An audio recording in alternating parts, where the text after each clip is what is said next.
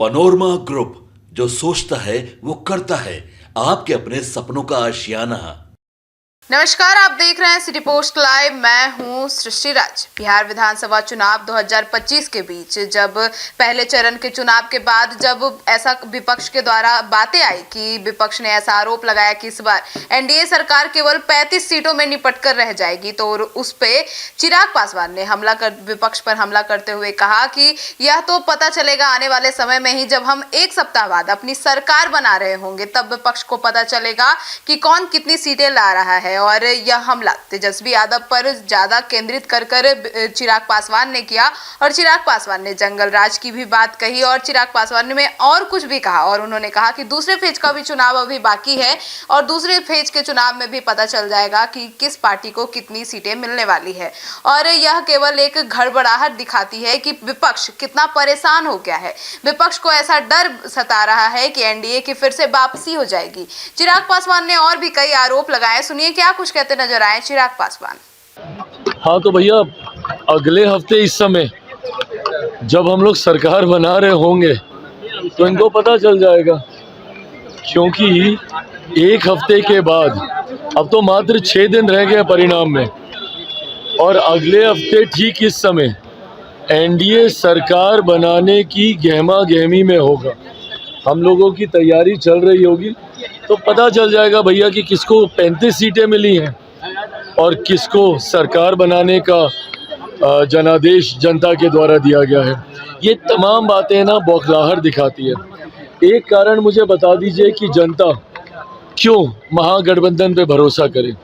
जिस तरीके से अभी सत्ता में आने से पहले ही राष्ट्रीय जनता दल, इनके कार्यकर्ताओं के द्वारा जगह जगह हुड़दंग मचाया जा रहा है, अभी से लोगों को जिस तरीके से परेशान किया जा रहा है, चुनावी सभाओं में जिस तरीके से माहौल बिगाड़ा जा रहा है, छोटे छोटे बच्चों से कट्टा और कैसी कैसी बातें कहलवाई जा रही हैं, तो ये इनका कल्चर अभी से ही लोगों को दिखने लगा है। और ये कहीं ना कहीं रिफ्लेक्शन है उसी 90 के दशक के जंगल राज का। तो लोग ये समझ रहे हैं कि भैया अगर गलती से भी ये लोग आ गए तो पूरे बिहार में अराजकता का माहौल ये लोग बना देंगे। सड़क पे आपको हुड़दंग करते हुए आपको इनके कार्यकर्ता दिखेंगे। इस तरीके से ये लोग अराजकता का माहौल बना देंगे और बिहार की जनता ये जानती है। वहीं दूसरी तरफ एक सभ्य गठबंधन है, एक मर्यादा को निभाने वाला गठबंधन। मेरे प्रधानमंत्री जी केंद्र में नेतृत्व कर रहे हैं, मुख्यमंत्री बिहार में नेतृत्व कर रहे हैं, सिर्फ विकास की बात, सभ्यता से अपनी बातों को रखने वाला गठबंधन। तो बिहार की जनता के मन में 1% इस बात का संदेह नहीं है कि जब उनको चुनना है, पहले चरण में हम लोग 100 के करीब सीटों पर तो हम लोग वैसे ही पहुंच चुके हैं, और अभी दूसरे चरण का मतदान होने दीजिए। 2010 का भी रिकॉर्ड इस बार टूटेगा, ये मेरा विश्वास है। स्टालिन कह रहे हैं तेजस्वी फेवरेट सीएम।